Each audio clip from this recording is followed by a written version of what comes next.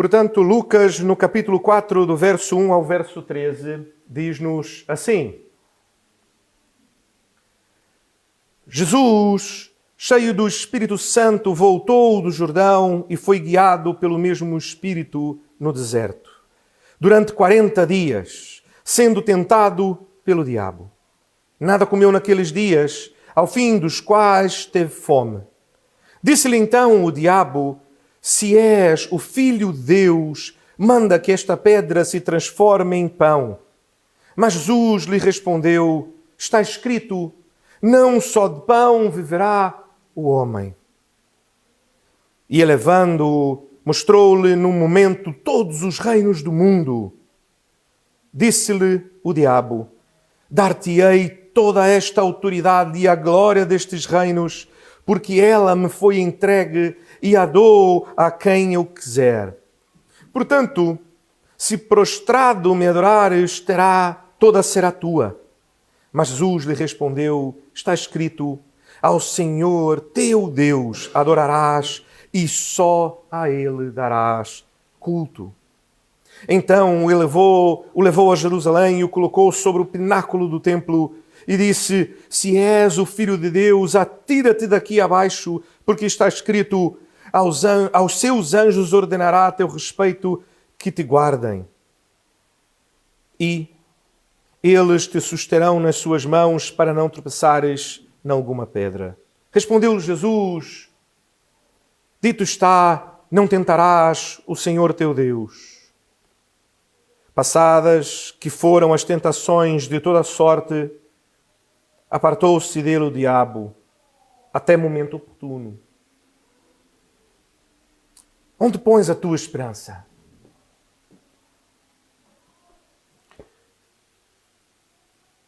Como nós falamos na nossa primeira aproximação aqui há 4 semanas na verdade hoje, Jesus retoma de onde Adão caiu. Estava tudo bem até que o diabo foi ter com Adão e Eva e os tentou. E o fez a usar a palavra de Deus, a torcê-la, tirá-la do contexto. E então foi neste momento que Adão e Eva desobedeceram, rebelaram-se contra Deus. Por isso que em nosso coração a rebeldia, por isso que temos uma natureza caída e pecaminosa. E portanto, como falamos aqui há 4 semanas, Jesus retoma de onde Adão caiu, a ser tentado pelo diabo. E o diabo novamente, a usar a palavra de Deus, a torcê-la, a tirá-la do contexto, para que tentasse a Jesus a fazer não a vontade de Deus, mas a própria vontade pecaminosa da natureza humana. Mas Jesus não apenas retoma. Ele não apenas retoma de onde Adão caiu, mas vence a tentação. Ele resiste à tentação e vence o diabo. Jesus, sendo homem como nós, é melhor do que nós, porque diferente de nós, resiste à tentação. E teve uma vida sem pecados, uma vida perfeita, porque venceu o diabo em todo tipo de tentação. Porque conhecia a palavra do Senhor tão bem, que quando o diabo usa a palavra do Senhor torcida, é muito claro, muito óbvio para Jesus. E como o pastor tem insistido com os irmãos, semana após semana, Jesus sabia que a palavra do Senhor é uma. E por ser ela uma, ela é coerente toda ela. Por isso, por mais que em alguns lugares diga alguma coisa que, se tirada do contexto ou se fosse dita sozinha, poderia ser interpretada de uma outra maneira, quando nós conhecemos toda a palavra do Senhor, isto só nos deixa uma interpretação. E é isto que Jesus sabe e por isso que Jesus não cai na artimanha do diabo. Porque ele conhece toda a palavra e o que ele faz então é citar os textos que mostram que aquilo que o diabo está a tentar argumentar com ele e a dizer então que porque aquilo está escrito é justo que ele haja de determinada maneira. Mas Jesus mostra como a palavra de Deus diz que não é aquilo que quer dizer aquele texto. Porque diante do restante da palavra e do contexto total da palavra, aquilo só pode ter um sentido. E não é aquele que o diabo está a tentar torcer. Por isso que temos que estudar a palavra toda e sistematicamente, a perceber todo o contexto em que está inserido e aquilo que quer dizer. E não apenas aquele determinado texto, mas toda a história da palavra de Deus. Há uma frase bastante conhecida que pode ser dita de muitas maneiras e ainda tentei procurar quem é que teria sido a primeira pessoa a dizer isto e a verdade é que não consegui encontrar. E que diz que Adão pecou no paraíso e Jesus venceu no deserto. Irmãos, nós tentamos dar desculpar-nos a nós ao meter a nossa culpa sobre as circunstâncias. A meter as nossas culpas sobre o outro. Mas deixe-me dizer uma coisa. A culpa é tua. Porque a tua natureza é má, caída, pecaminosa, desejosa do mal, rebelde. És mau. És má. Por mais que tentemos, isto é uma coisa que de facto é da natureza humana. Irmãos, se formos honestos, e há pessoas ainda, como falamos no começo deste culto, que querem acreditar numa bondade humana, nunca tiveram filhos. A irmã Ana logo riu-se. Nunca tiveram filhos, não é? Porque se tivessem tido filhos, devem ser aquelas pessoas que não casam-se, que não querem saber de crianças. Crianças são muito bonitas as do vizinho. E ainda querem dizer como é que devem criar os filhos. Mas que nunca tiveram filhos. Porque eu tenho uma pequenina, Ana Catarina, que tem 2 anos. E quantas vezes nós estamos ali, todos na sala, a ver televisão, ou a brincar e tudo mais. Estamos a ver o que está a passar diante de nós, dos nossos olhos. E ela sabe que está diante de nós, dos nossos olhos. E de repente ela apanha um brinquedo e taca na cabeça de alguém. Seja da Laura ou do Álvaro, por alguma razão muito boa, porque estavam na frente dela, não conseguia ver a televisão, ou porque arrancaram qualquer outra coisa da mão dela. Muito bem justificado, muito bem justificado. E quando nós olhamos para ela e dissemos: Ana, o que é que fizeste, filha? Não fiz nada. Ah, não apanhaste o brinquedo, não tacaste na cabeça do teu irmão, da tua irmã? Não. Oh filha, o papá viu. E de repente parece que então, só então foi apanhada. Isto não precisa ser ensinado, percebem? Pelo contrário, nós tentamos ensinar e fazemos de tudo, como acabei de lhes contar, que faço. Dizer, filha, não é assim que se faz.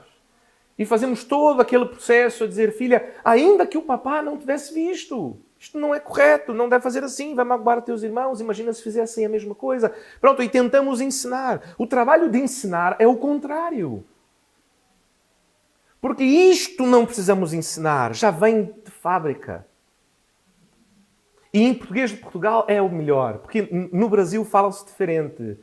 Usa-se o termo americano default, não é? Mas que em Portugal disse que vem por defeito. E de facto, um grande defeito. Aqui fazer um jogo de palavras, não é? Que obviamente quando diz que uma coisa vem por defeito não quer dizer que é um defeito, quer dizer é o padrão. Mas neste caso é mesmo o defeito. Já viemos com defeito de fabrico.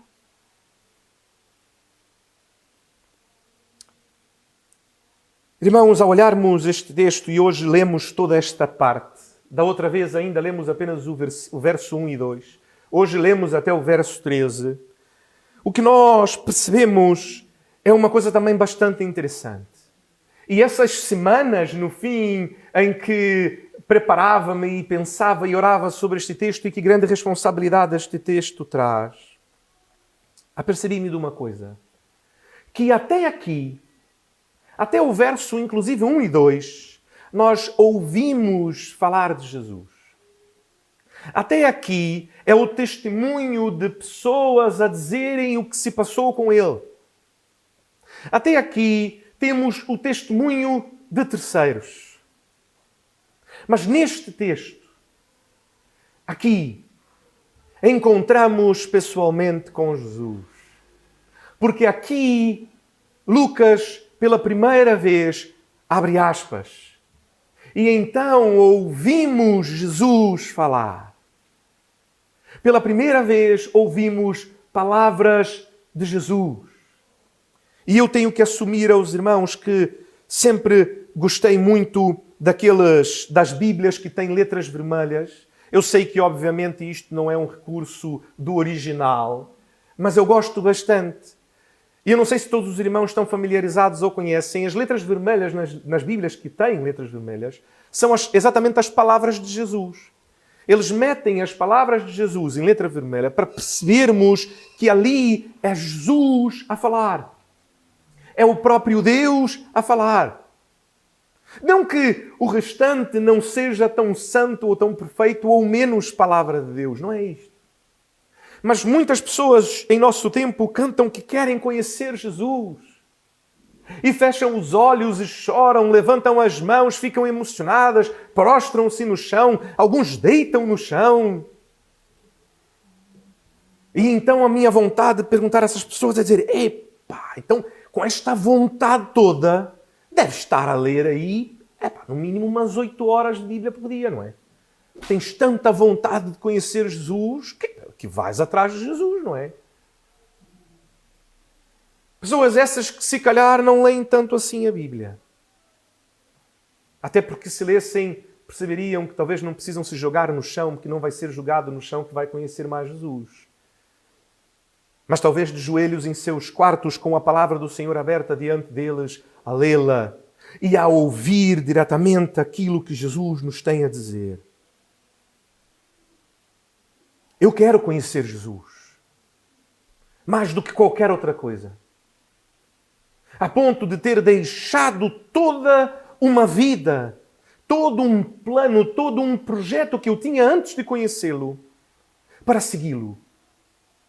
A ponto disto ter tocado e transformado de tal forma a minha vida, que eu hoje percebo que não há mais valor em qualquer outra coisa senão em viver para Ele. Ou como citei também aqui há 2 semanas, como disse C.S. Lewis, tudo que não é eterno é eternamente sem valor.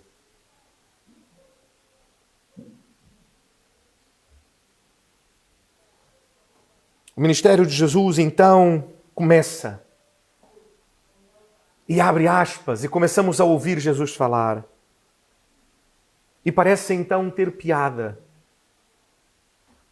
Porque as primeiras palavras de Jesus e a primeira conversa que nós vemos de Jesus é com o diabo.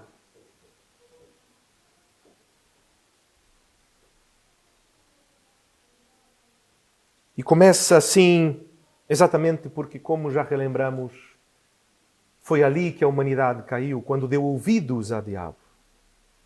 E Jesus, então, ouve ao diabo para ser, como já falamos, um novo e melhor Adão, que apesar de ouvir ao diabo, resiste à tentação e não peca.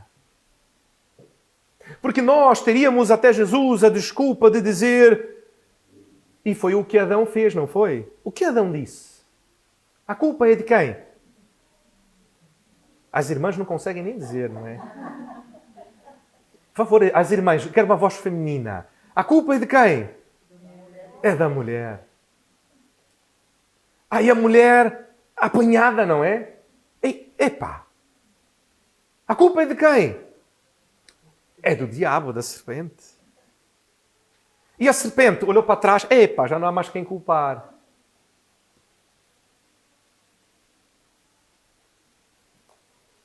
partir de Jesus, não temos mais desculpa.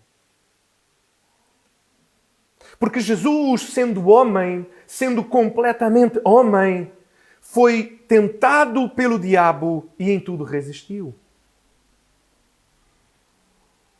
Mas, pastor, não sabes pelo que estou a passar. Eu fiz até questão de criar um slide que era exatamente isto. Mas, pastor, não sabes o que estou a passar. Vou pedir, assim conseguir colocar. É logo o seguinte a este. Mas não está a querer carregar. Pronto. Este computador tem vontade própria. É rebelde, também é pecador. Temos que falar de Jesus para ele. Mas, pastor, não sabes pelo que estou a passar. Irmãos, se nós olharmos o texto, vamos perceber que este diálogo com o diabo, ele começa ao final dos 40 dias. Ele não acontece durante o período de jejum de Jesus. Epá, esta foi difícil. O jejum de Jesus. Ele não acontece durante o período de jejum. Acontece ao final. Mas não se enganem. Não quer dizer que Jesus, durante os 40 dias, não estava a ser tentado. Porque o texto nos diz que Jesus foi levado ao deserto para jejuar, onde foi tentado pelo diabo por 40 dias. E ao final dos 40 dias, então, começa este diálogo registado.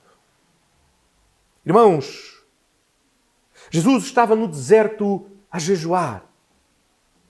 O deserto é um lugar quente e seco durante o dia, mais ou menos um bocadinho pior que o Alentejo no verão. À 13h, nós vivemos no Alentejo. Os irmãos sabem disso. Viemos do Alentejo para cá, para Portimão.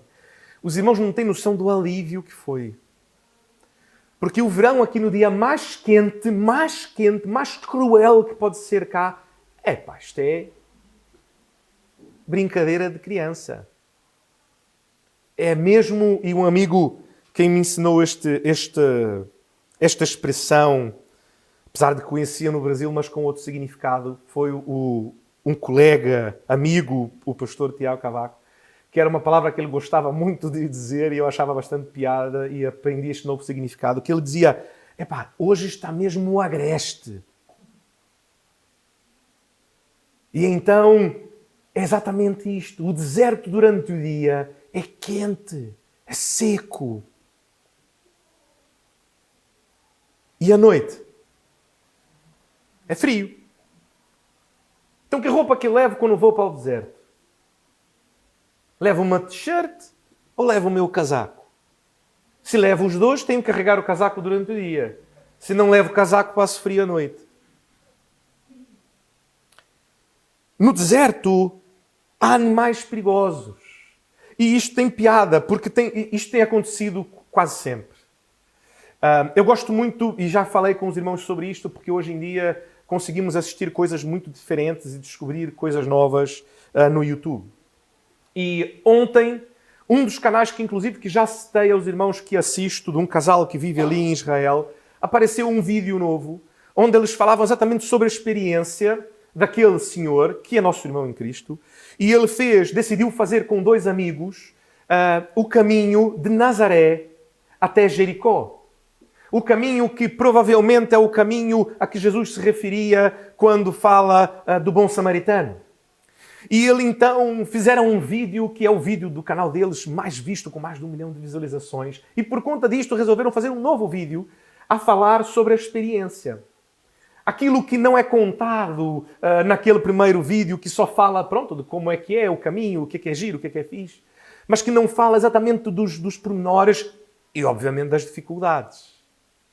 E uma das coisas que ele fala no vídeo é exatamente isto, de que como à noite eles foram atacados por aranhas.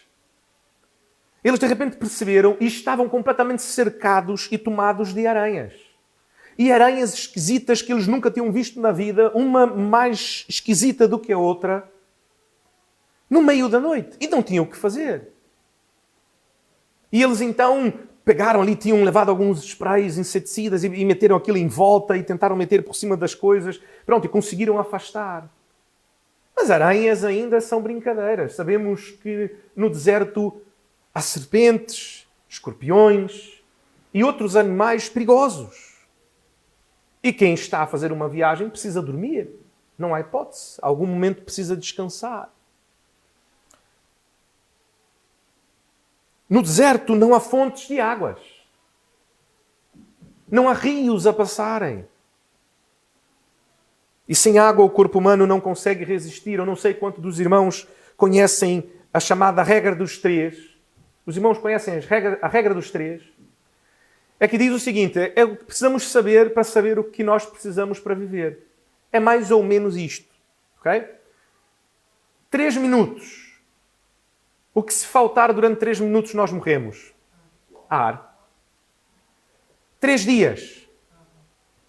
Água. 3 semanas. Comida.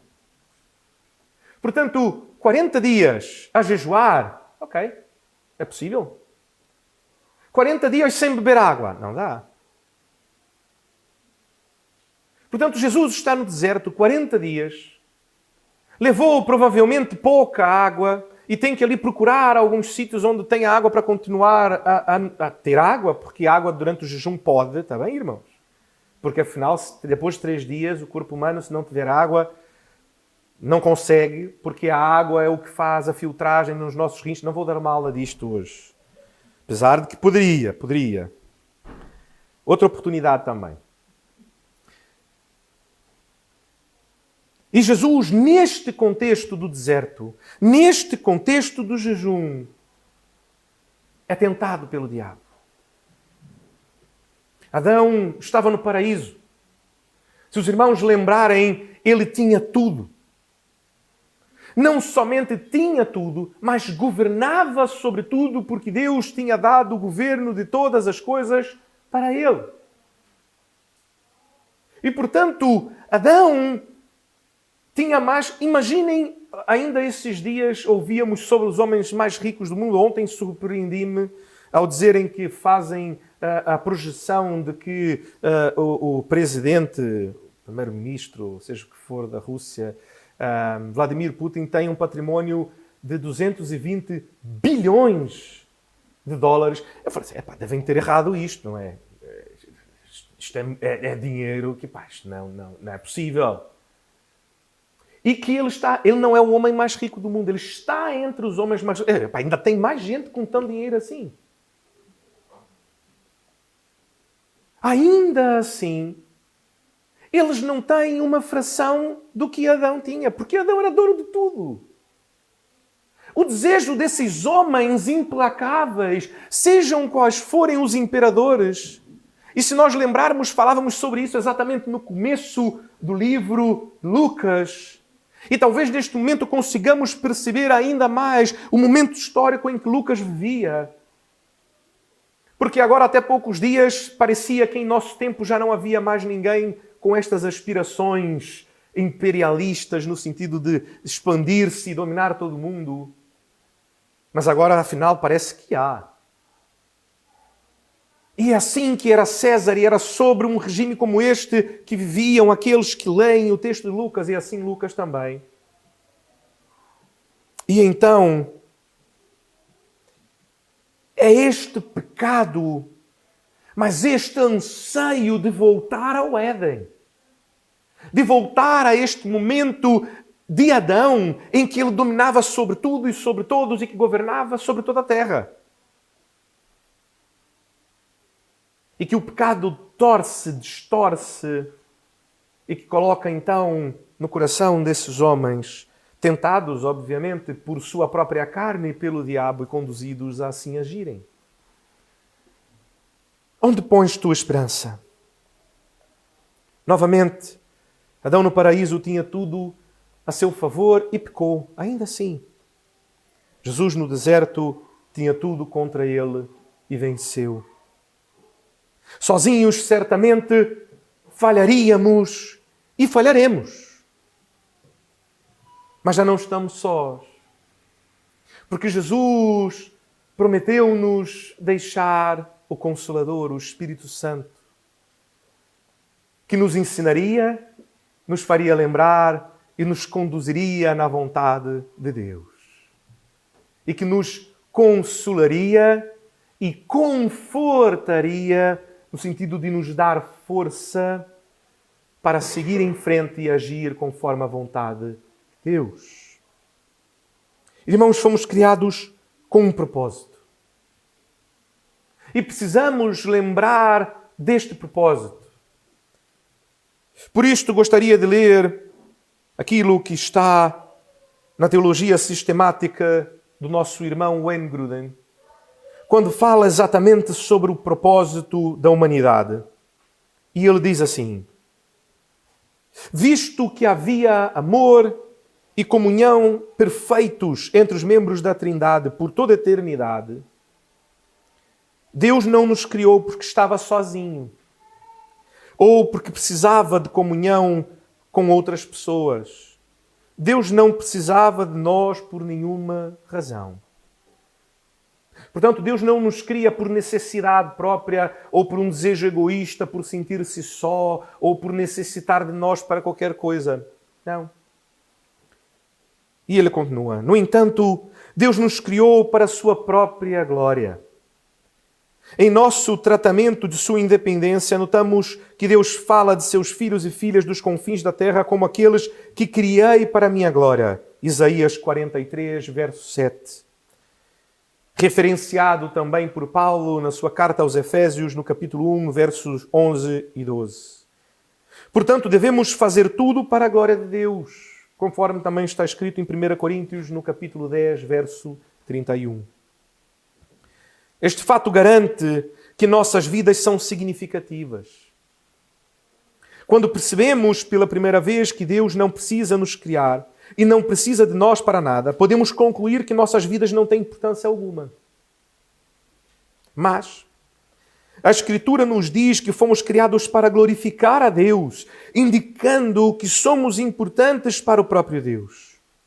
Esta é a definição final da importância ou significado genuíno para nossas vidas. 2 pontos. Se somos realmente importantes para Deus por toda a eternidade, então que medida maior de importância ou significado poderíamos querer? E que razão maior então temos para glorificar ao Senhor por conta disto?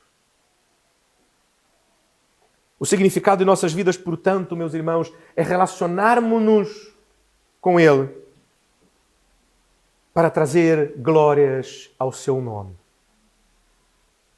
Portanto, meus irmãos, a nossa esperança não está em nossa juventude. A minha avó, esta semana, deu-nos um sustozinho, porque foi ao médico e estava ali com os batimentos alterados, a ter algumas alterações, pronto, ou seja, não estava a bater no tempo certo.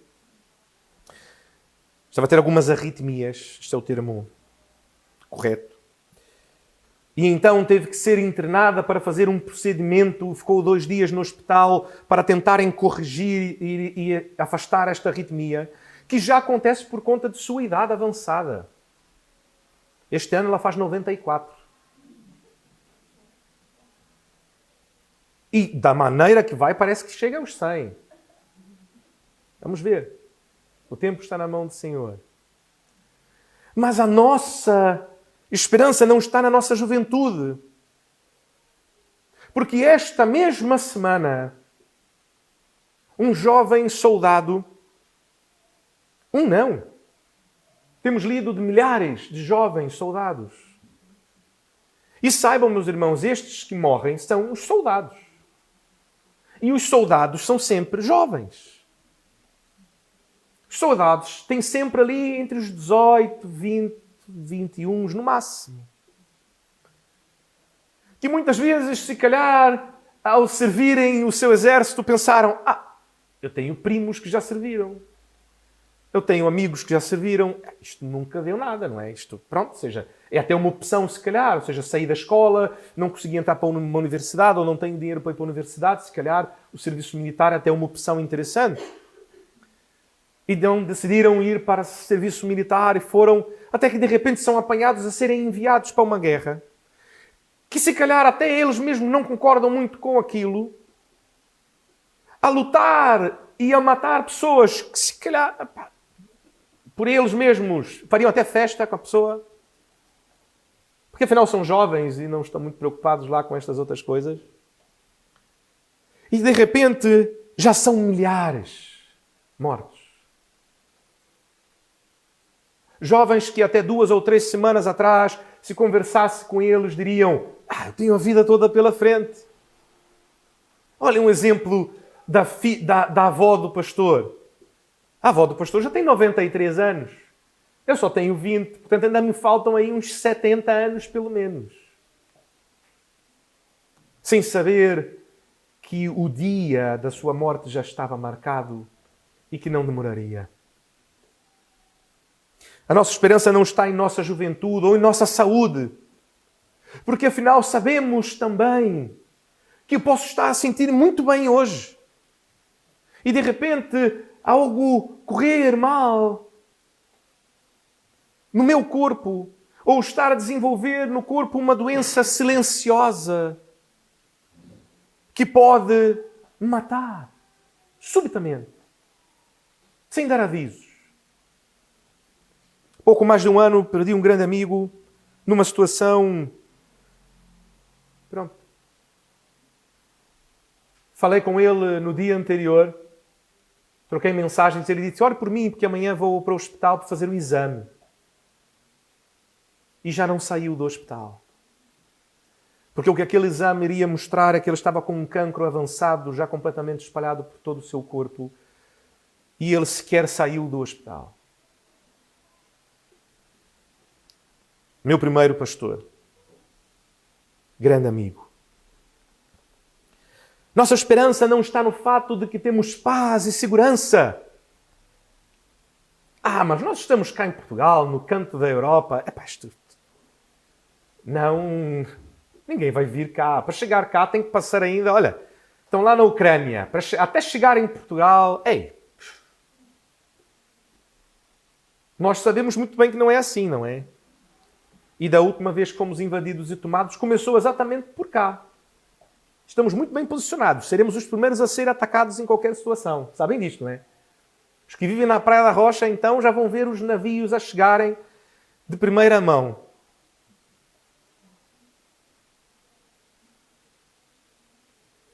Nossa segurança não está em nosso trabalho.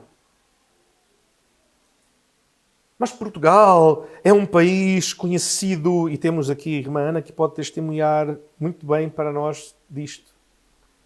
Portugal é conhecido pelo turismo. Uma das maiores fontes de recursos para Portugal é o turismo. E a nossa zona é a zona de turismo por excelência, onde os estrangeiros vêm quando vêm para Portugal. A maioria conhece Portugal, conhece só o Algarve. Portugal, Algarve. É isto. Nós, quando vivíamos no Reino Unido, a referência era esta. Portugal, Algarve. Sim, já fui no Algarve. Conheço pessoas que já foram ao Algarve, às praias do Algarve. Era isto. Para eles, não saiu do Algarve, não existe mais nada. Se calhar até Espanha. E de repente, por conta da pandemia, toda esta fonte de renda e trabalho,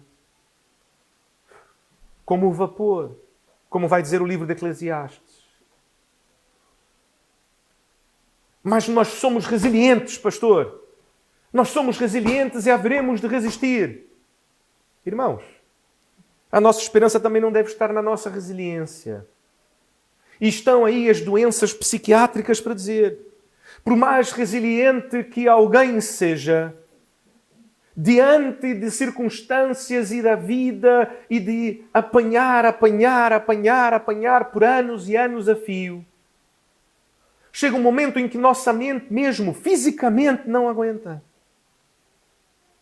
E que talvez precisemos procurar um especialista e tomar medicamentos e ter outros cuidados por conta disto. Nem a nossa resiliência deve ser a nossa esperança. Mas haveremos de nos levantar quando isto tudo acabar. Eu não sei. Pode ser que não.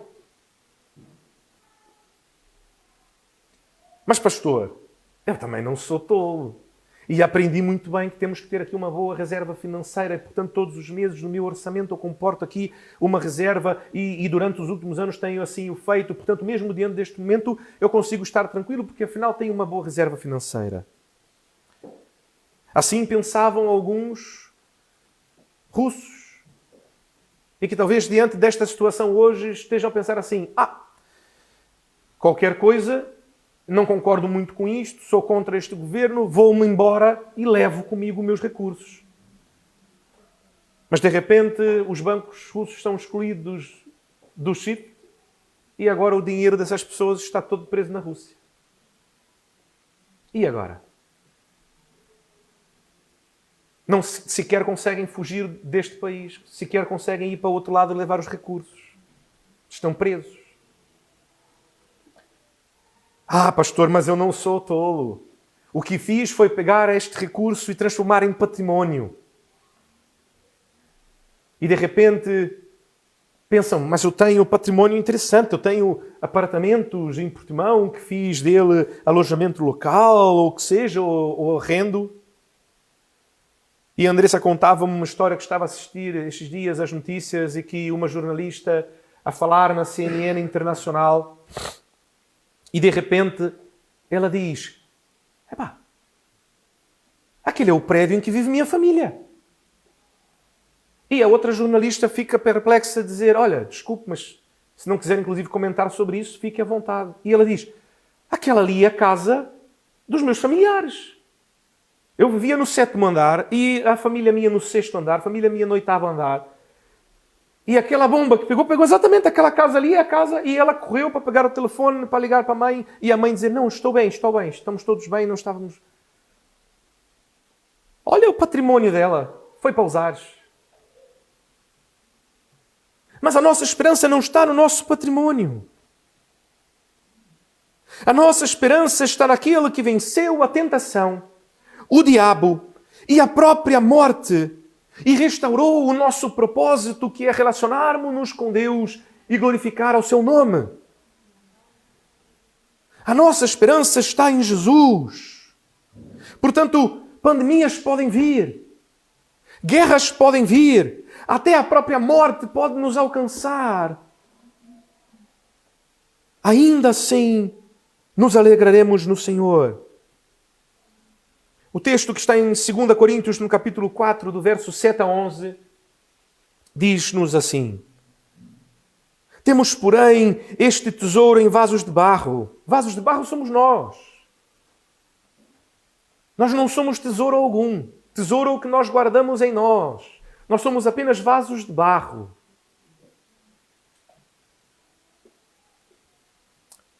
Para que a excelência do poder seja de Deus e não de nós.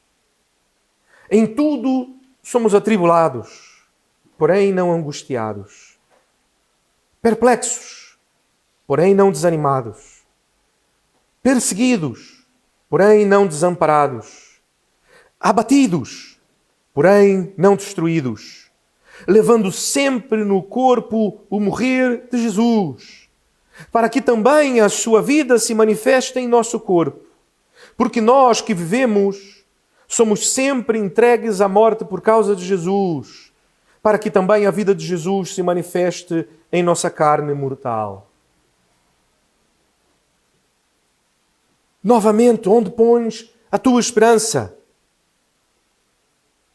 E terminamos com o texto de Abacuque, que lemos em nossa leitura reflexiva esta manhã, no capítulo 3, verso 17 a 19. Que diz, ainda que a figueira não floresça, nem haja fruto na vide, o produto da oliveira minta, e os campos não produzam mantimento, as ovelhas sejam arrebatadas do aprisco, os currais não haja gado, todavia eu me alegro no Senhor, exulto no Deus da minha salvação. O Senhor Deus é a minha fortaleza e faz os meus pés como os da corça e me faz andar altaneiramente. A nossa esperança está em Jesus. que venceu o pecado e a morte e o diabo, e porque nós, e nos deixou o Espírito Santo para viver em nós, para que nós, mesmo que tentados como Jesus foi no deserto, agora não pela força da carne ou nossa própria força, possamos pela força do Espírito Santo de Deus que vive em nós,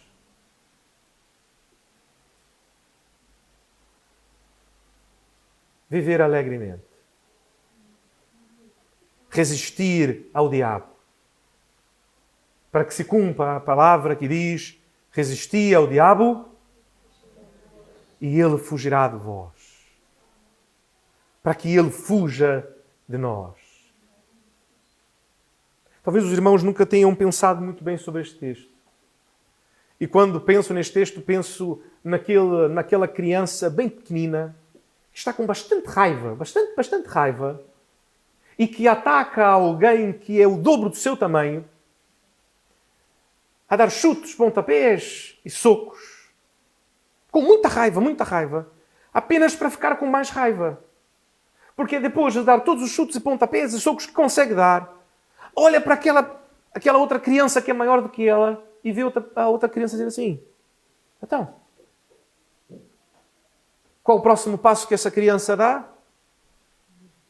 Correr o máximo que pode. E é isto que a palavra diz que vai acontecer. Que quando nós resistirmos ao diabo, ele vai fugir de nós. E sabe porquê ele vai fugir de nós? Porque ele sabe que se nós conseguirmos resistir a ele, não é pela nossa força. É pelo Espírito Santo que vive em nós. E quando ele perceber o Espírito Santo que vive em nós, ele fugirá de terror. Não de nós, porque somos só vasos de barro. Mas do Espírito Santo que vive em nós e que ele sabe que é verdadeiramente poderoso e que sabe que já o venceu, já pesou a cabeça da serpente. Ele já está derrotado. Ele já está derrotado em tua vida. Se pões a tua esperança no sítio certo. Põe agora a tua esperança em Jesus. Confia nele. Confia nele hoje.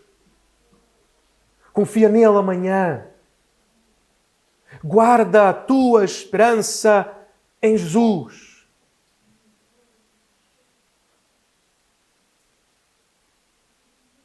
Oremos ao Senhor.